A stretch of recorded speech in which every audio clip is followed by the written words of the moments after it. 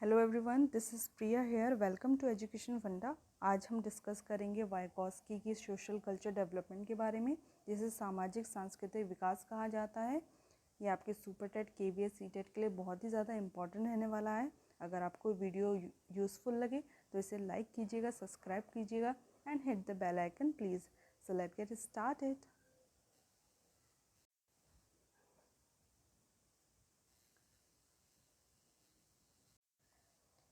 Vygotsky जो थे वो एक रशियन साइकोलॉजिस्ट थे और ये एक सोशल कंस्ट्रक्टिविस्ट थे। इन्होंने फोकस किया था सोशल कल्चरल एस्पेक्ट्स पे, सामाजिक सांस्कृतिक पहलुओं पर इन्होंने फोकस किया और इनकी थ्योरी को जाना जाता है सोशियो कल्चर डेवलपमेंट थ्योरी के नाम से। ओके, वाइगॉस्की के अकॉर्डिंग बच्चा जो है वो जन्म से ही बाय बर्थ एक्टिव लर्नर होता है और क्यूरियस होता है। सक्रिय शिक्षार्थी होगा, मतलब आप उसके सामने जो एक्टिविटी करेंगे, जो बोलेंगे, वो वैसे ही उसे कॉपी करेगा और वैसा ही सीखेगा। तो बच्चा जो है वो जन्म से ही एक्टिव लर्नर होता है और क्यूरियस होता है, जिज्ञासु होता है ना। बचपन में हम लोग भी क्या करते थे, मम्मी पापा नया टॉय ला के देते थे तो हम कुछ टाइम तक तो उसके साथ खेलते थे और उसके बाद क्या करते थे, उसे तोड़ मोड़ के पूरा अंदर से देखते थे कि इसके अंदर क्या है। हमारे अंदर क्यूरियसिटी होती थी ना, कि क्या कहते हैं, हमें देखते थे कि इसके अंदर अरे क्या निकलेगा क्या निकलेगा। तो इन्होंने बच्चे को जन्म से ही कहा है कि वो एक्टिव लर्नर होगा और जिज्ञासु होगा, क्यूरियस होगा। उसे चीज़ों को जानने की इच्छा होगी कि कहाँ पे क्या चीज़ें होंगी। वाइगॉस्की कहते हैं कि बच्चे को ज्ञान जो है वो समाज और संस्कृति से मिलता है, मतलब कि सोसाइटी और कल्चर से उन्हें बच्चों को ज्ञान मिलता है। जो हमारा समाज, हमारी सोसाइटी बच्चों के सामने रखेगा वही बच्चा जो है अडॉप्ट करेगा। ठीक है, व्यवहार का ढंग भी उसे समाज से ही मिलता है, यानी कि जैसा सोसाइटी उसके सामने बिहेव करेगी, जैसे आसपास के लोग, उसके पेरेंट्स, उसके घर वाले बिहेव करेंगे, वैसा ही वो खुद भी होगा और खुद भी बिहेव करेगा। इन्होंने 3 मेन एस्पेक्ट्स बताए हैं। पहला है लैंग्वेज, भाषा, दूसरा है सोशल इंटरेक्शन, सामाजिक संपर्क, तीसरा है कल्चरल, सांस्कृतिक। भाषा इसलिए इम्पॉर्टेंट है क्योंकि अगर हम भाषा ही नहीं बोलेंगे या सीख नहीं पाएंगे तो हम समाज से कम्युनिकेट कैसे कर पाएंगे, अपनी बात कैसे किसी को समझा पाएंगे या किसी की बात हम कैसे समझ पाएंगे। इसलिए भाषा को इन्होंने एक इम्पॉर्टेंट एस्पेक्ट बताया है। सोशल इंटरेक्शन, जब हम सामने वाले से बातचीत करेंगे, सामाजिक संपर्क में रहेंगे, तभी हमें नॉलेज मिलेगी, है ना। कल्चरल एस्पेक्ट्स, सांस्कृतिक, हम अपने कल्चर से बहुत कुछ सीखते हैं, है ना। बचपन से ही हमें सिखाया जाता है हमारी संस्कृति के बारे में, तो ये भी एक इम्पॉर्टेंट एस्पेक्ट है। तो हमारे 3 इम्पॉर्टेंट एस्पेक्ट्स हैं, लैंग्वेज, सोशल इंटरेक्शन और कल्चरल। इनका मानना था कि सोसाइटी, हमारे समाज में 2 तरीके के लोग होते हैं। पहले हैं लेस नॉलेजेबल, कम ज्ञानी लोग, और दूसरे हैं मोर नॉलेजेबल, ज़्यादा ज्ञानी लोग। कम नॉलेजेबल में कौन से आते हैं? जो लेस नॉलेजेबल होते हैं उसमें आते हैं छोटे बच्चे और छात्र, स्टूडेंट्स, जिन्हें नॉलेज तो होती है लेकिन उन्हें कम नॉलेज होती है। और मोर नॉलेजेबल कौन होते हैं? जैसे शिक्षक, टीचर, पेरेंट्स, माता पिता। अच्छा, कम ज्ञान वाले का जितना इंटरेक्शन होगा ज़्यादा ज्ञान वाले से, उतना ही ज़्यादा ज्ञान का निर्माण होगा। ठीक है, मतलब कि जितना भी जो कम ज्ञान वाले हैं वो जितना बातचीत करेंगे मोर नॉलेजेबल पर्सन से, उतना ही उनका ज्ञान का निर्माण होगा। ग्रुप लर्निंग, ग्रुप लर्निंग आपकी 2 तरीके की होती है। पहली है हेट्रोजीनियस, विजातीय, दूसरी होती है होमोजीनियस, सजातीय। हेट्रोजीनियस मतलब कि डिफरेंट एबिलिटीज़, इसमें बच्चों के अंदर अलग अलग तरीके की क्षमता होगी।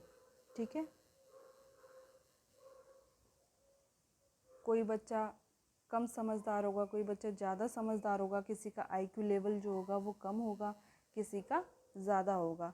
तो ये जो ऐसे बालक होते हैं वो होते हैं हेट्रोजीनियस विजातीय, ठीक है, अलग अलग जिनकी एबिलिटीज़ होंगी, क्षमता होंगी।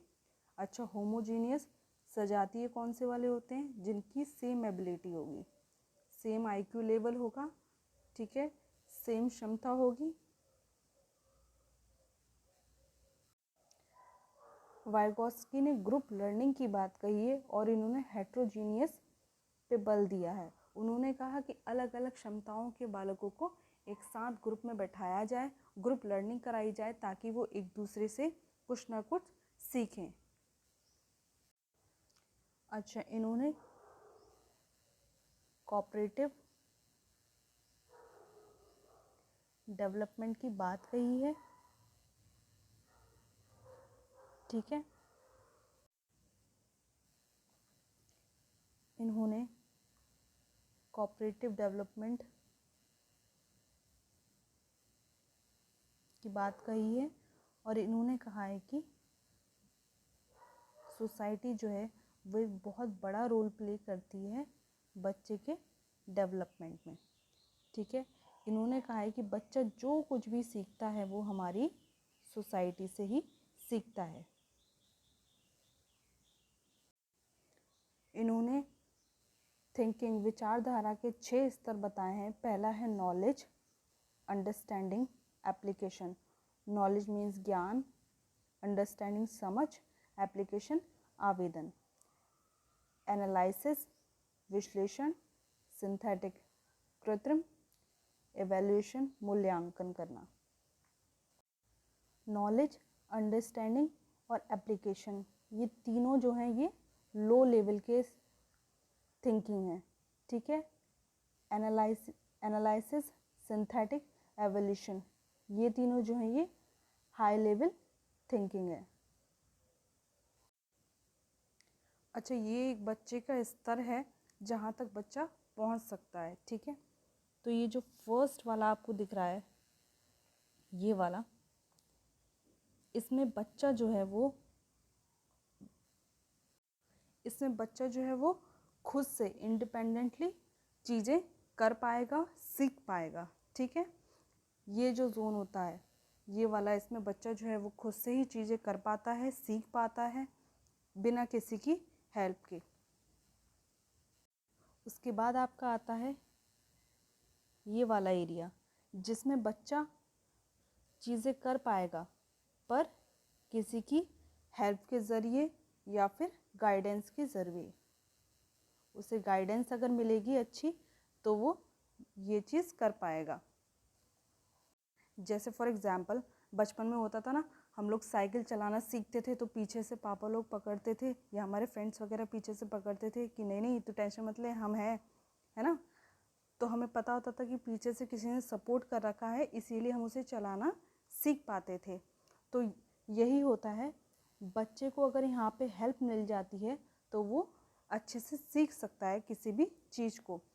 अच्छा, ये हेल्प किसी भी तरीके से हो सकती है, एडवाइस हो सकती है, गाइडेंस हो सकती है, हिंट हो सकता है किसी तरीके का, ठीक है। और ये गाइडेंस किससे मिलेगी? MKO, more knowledgeable other. वो कोई भी हो सकता है, आपका फ्रेंड भी हो सकता है हम उम्र, जो आपसे थोड़ा ज़्यादा जानता होगा, आपके पेरेंट्स भी हो सकते हैं, आपके टीचर्स भी हो सकते हैं, कोई भी हो सकता है। और ये जो हेल्प देने का प्रोसेस होता है, मदद करने का प्रोसेस होता है या एडवाइस हिंट देने का प्रोसेस होता है, इसे हम कहते हैं स्कैफोल्डिंग। और जो ये लास्ट वाला है,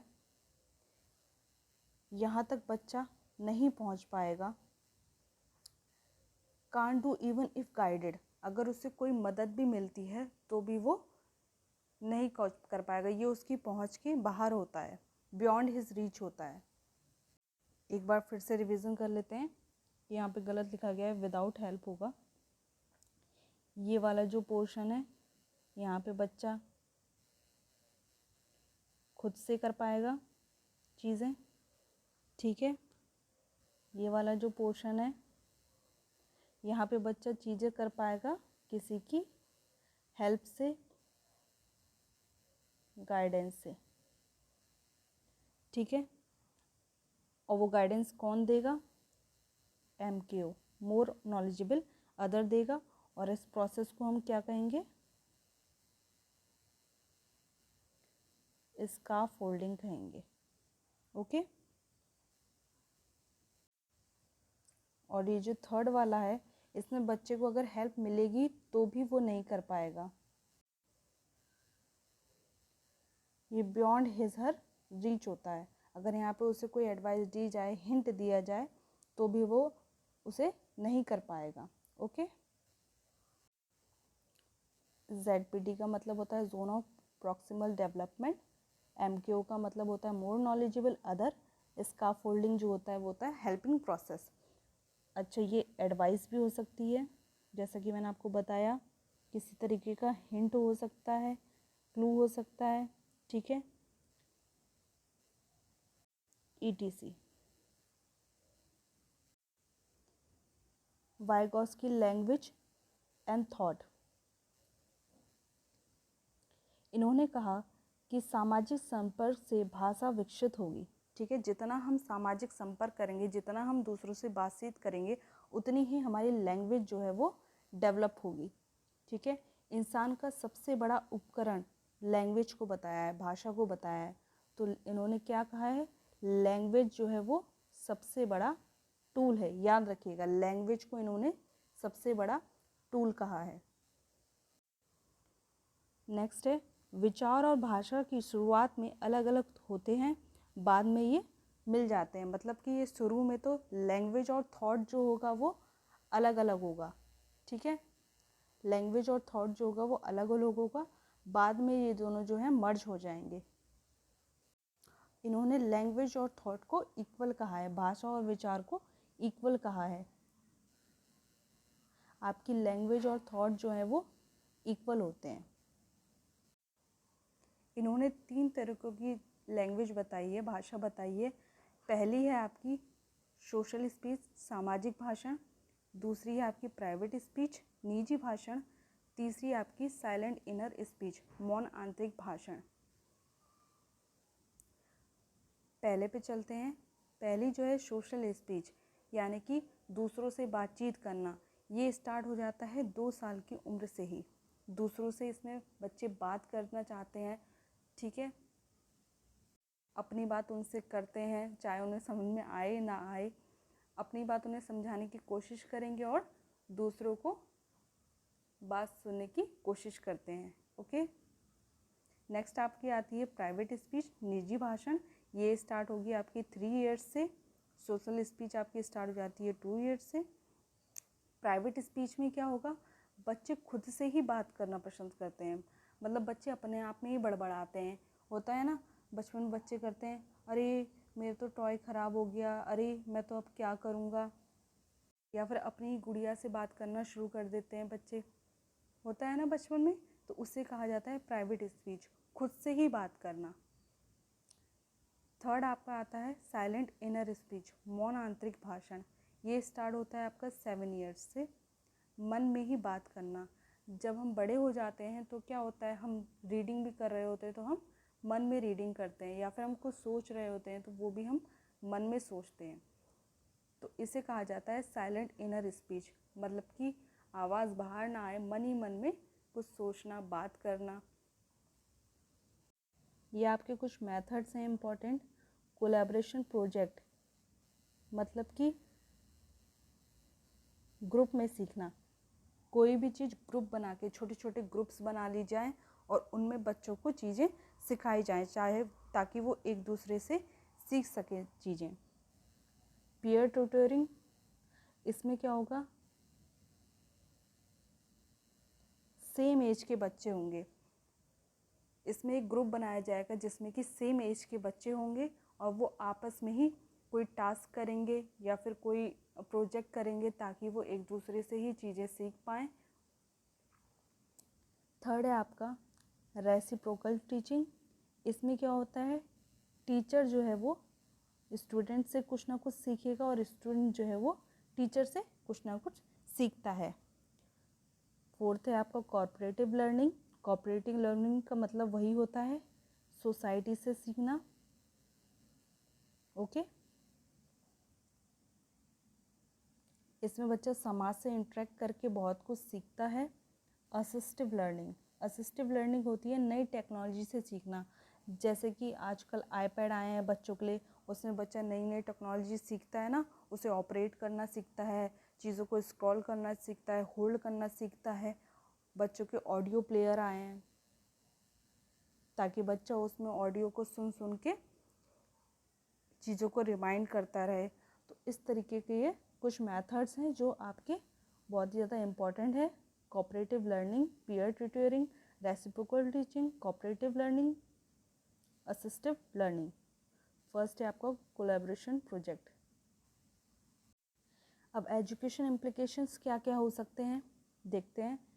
सबसे पहले छोटे छोटे ग्रुप बनाए जाएं बच्चों के, है ना, छोटे छोटे स्मॉल ग्रुप बनाए जाएं बच्चों के, और उन्हें कुछ ना कुछ प्रोजेक्ट दिया जाए, टास्क दिया जाए, ताकि वो अपने नॉलेज को इन्हेंस कर सकें, दूसरों से चीज़ें सीख सकें, दूसरों से घुल मिल सकें, अपने सेम एज के बच्चों के साथ बातचीत कर सकें और थोड़ा खुल सकें।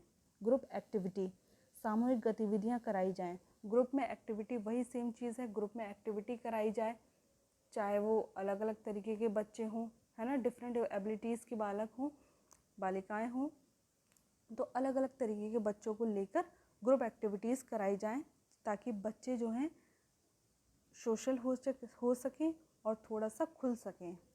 इंटरेक्शन, दूसरों से बातचीत करना, बच्चों को दूसरों से बातचीत करने देनी चाहिए ताकि वो अपनी बातें कह पाएँ, उनमें एक कॉन्फिडेंस क्रिएट हो पाए।